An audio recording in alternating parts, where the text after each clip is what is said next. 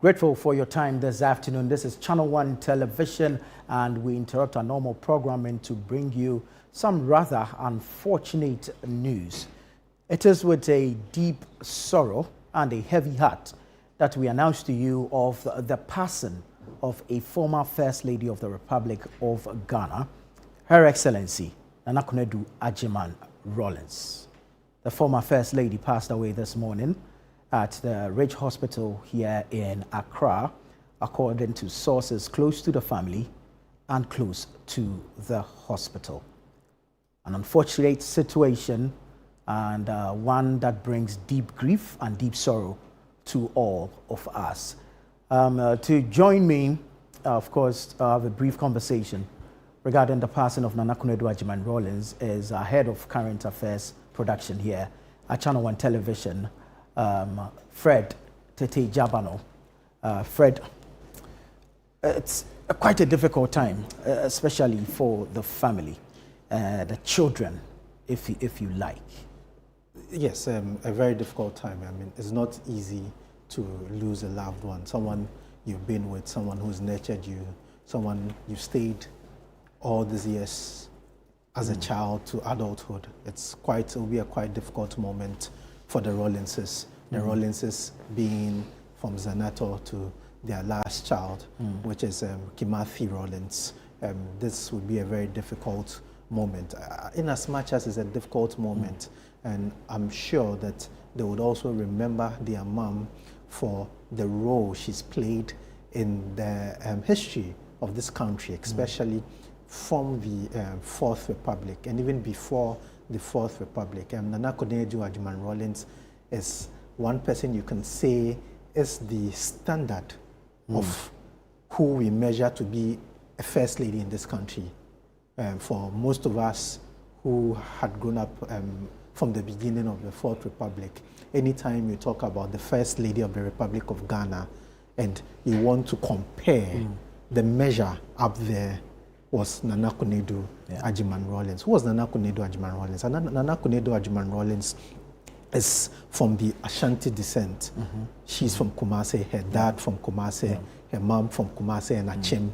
She was born in Cape Coast to her parents who were then working in the central region. They moved from the central region to different parts of Ghana. She started her education in Nkoko, then to Accra, where she went to preparatory school somewhere around the Osu Cemetery, then moved to GIS. After GIS, she then went to the Achimota School, where she spent a number of years, her formative years, in Achimota School. In Achimota School, she was engaged in so many things, sports, music, debates, everything. She was there. Konadu Agyeman-Rawlings moved from Achimota School to the KNUST, where she did her tertiary education. After tertiary education, she then went into the work life, public service, work life, then got married to Jerry John Rawlings. Jerry John Rawlings, who later became the president of the Republic of Ghana. First came in as a military leader, then became president in the Fourth Republic. Konadu, during the time, was the pillar, you could say, behind the man Jerry John Rawlings. People talk about Jerry John Rawlings, talk about a lot of the things Jerry John Rawlings had done in this country, the kind of impact he had made in this country. But when you talk to people who are close to Jerry John Rawlings, you talk to people who are close to the Rawlingses and close to the NDC, the PNDC, the AFRC, they tell you that Konadu Agyeman-Rawlings was the pillar behind the man Jerry John Rawlings. Konadu Agyeman-Rawlings is also said to be the one behind the intellectual group which formed the PNDC. Right. So it's through her where people like P.V. Obeng and the Ahoys, the senior Ahoy, Ahoys, were introduced to her husband at the time, Jerry John Rawlings, and they helped to form that intellectual part of the NDC outside the military. Konadu Agyeman-Rawlings, again, started the 31st December Women's Movement in 1982. That movement has affected and helped so many people in this country. When you talk about Nana Konadu, there's one thing nobody forgets about the fact that she is one of the first women advocates in this country when she took over as First Lady from the 1980s, set up the 31st December Women's Movement, went into every part of this country, building schools, building nursery schools, encouraging women to start businesses, was pushing for the advancement of women and children. She was not left out also in the political scene. She, one of the founders of the NDC, pushed, was very influential in the party till the 2012, when she decided to actually run for presidential candidate for the or flag bearer for the party in 2012. She went against then former President J.E.A. Mills. This was a very intense campaign. That was the campaign where it was termed the Fonka and Game campaign. The Fonka, which was Friends of Nana Konadu Agyeman-Rawlings, against the Get Atta Mills elected. That was a very intense campaign. Eventually, she lost that particular election. After losing that particular election, Nana Konadu Agyeman-Rawlings did not end there. She exited the NDC, formed the NDP. She contested or tried to contest the presidential elections, which she failed once. The next time, she got on the ballot, but then could not win. Since her time after, from 2012, 2020, she's been engaged in a lot of social issues. There's a fun part of Nana Konadu Agyeman-Rawlings going for entertainment programs. You see her dancing, her singing. She was a true definition of a stateswoman before her passing. Indeed, Ghana has lost a great woman, and condolences to the family, to the NDC fraternity, and of course to the NDP as well. Now, so let's look at who Nana Konadu Agyeman-Rawlings was within the political landscape of Ghana. Now, we can see she was since she's passed. She was the wife of the late former president, Jerry John Rawlings, and together they had 4 children, Dr. Zaneto Agyeman-Rawlings, Ya Santwa, Amina, and Kimathi. Now, she began her education at the Ghana International School and later attended Achimota School, where she met Jerry John Rawlings. Nana Konadu continued to the Kwame Nkrumah University of Science and Technology, where she studied art and textiles. She later obtained a diploma in interior design from the London College of Arts in 1975 and has since pursued several management and development courses both in Ghana and abroad. Nana Konadu served as Ghana's First Lady briefly in 1979 and then continuously from December 31, 1981 until January 2001. That's January 7, 2001, during her husband's 2-decade rule. Now, as First Lady, she redefined the role, and that's what Fred was speaking about. Moving beyond ceremonial duties to active involvement in social programs, advocacy, and institution building. One of her most notable achievements was the founding of the 31st December Women's Movement in the early 1980s. Under her leadership, the movement championed women's empowerment, community development, literacy, and health initiatives across the country. Now, there's nowhere, no corner in this country that you travel to that you won't find a, if you like, something to represent the 31st December Women's Movement. Every corner of the country, you find either a mill for women to grind their maize, or there's definitely something. Even markets. Yes. Remember that the 31st December Women's Movement markets at Mokola. And so let's continue with the biography of this great woman. Now, after leaving office in 2001, Nana Konadu remained politically active. In 2012, she broke away from the National Democratic Congress to form the National Democratic Party, the NDP. She later contested the 2016 presidential elections as the party's flag bearer, a move seen as both a critique of the NDC's direction and an effort to promote her vision of ethical leadership and inclusive development. Over the years, Nana Konadu has built an image as a strong, outspoken, and confident figure, especially on issues of women's participation in governance and social equity. Her signature traditional head wraps, or duku, became part of a recognizable public persona. However, her public life has been without controversy. She and the Rawlings family have faced several allegations over the years. But that notwithstanding, she's held her own.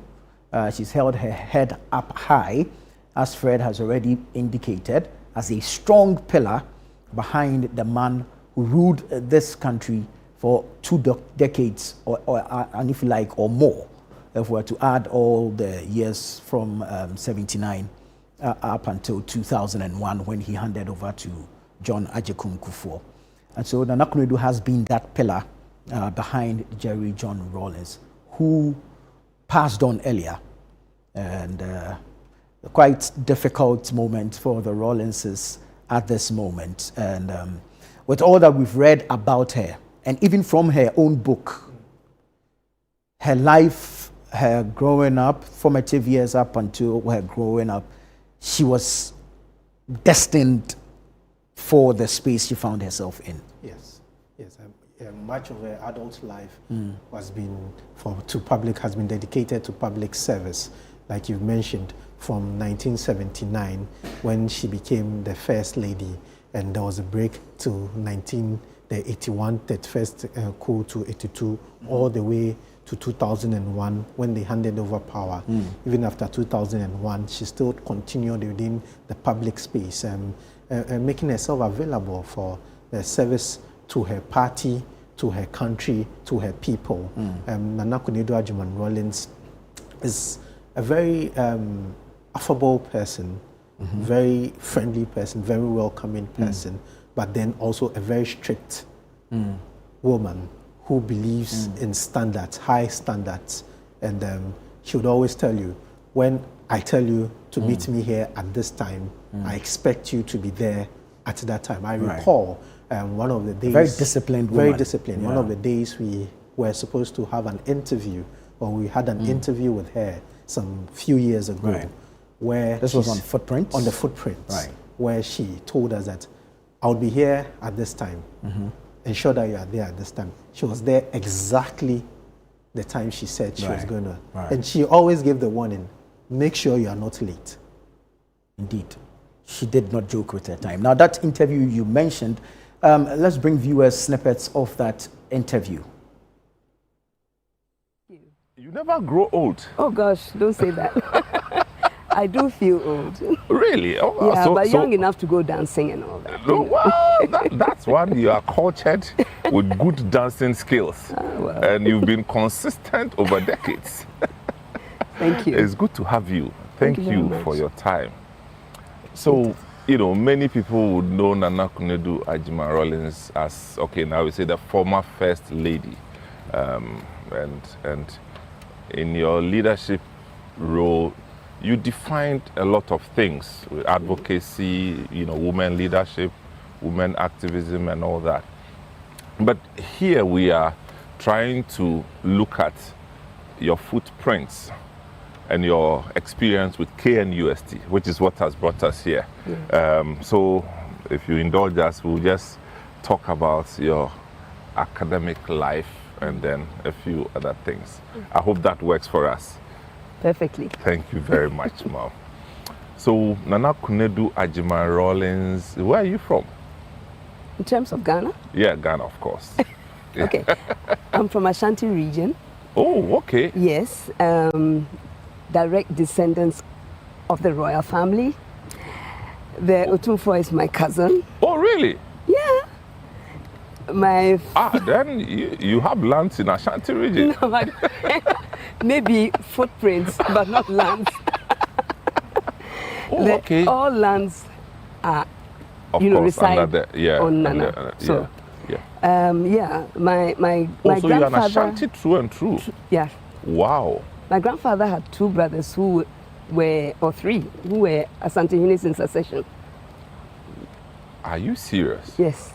But let me not go ahead of myself. we might be derailed. Okay, so Ashanti proper, Yes. both parents. My mom is half Ashanti from also from the royal family, but not. I've forgotten what it's called. Yeah. But she's also from Achim. Achim. She's half Achim and half Ashanti. Full of life in that interview, wife of the late former President Jerry John Rawlings, Nana Konadu Agyeman-Rawlings, has passed on in the early hours of today, Thursday, October 23, at age 76. Now, beyond politics, Nana Konadu Agyeman-Rawlings, or the legacy of Nana Konadu Agyeman-Rawlings, is deeply rooted in her commitment to society, women empowerment, and the development of children in this country. Fred, indeed, we've lost a great woman who epitomized motherhood in all senses of that word. One thing I'd always remember is the way former President Jerry John Rawlings mentioned his wife. Let me talk to Nana. Nana. Memories, they say. But yeah, so that is the news. Unfortunately, we've lost the former First Lady, Nana Konadu Agyeman-Rawlings, who passed on at the Ridge Hospital here in Accra earlier today at the age 76. Our condolences to the family, our condolences to the government, whom we understand will soon issue an official communication to that effect. And condolences to the Rawlings family, the children, and by extension, even the Agyeman branch of that family. She just mentioned her roots tracing to the royal family of the Ashanti Kingdom. May her soul rest in perfect peace. We'll bring you updates in subsequent programmings here on Channel 1 Television. I say thank you to Fred Tete Jabano, and of course to all our listeners on 97.3 City FM as well. I am Nanatufo Boateng. We'll see you again.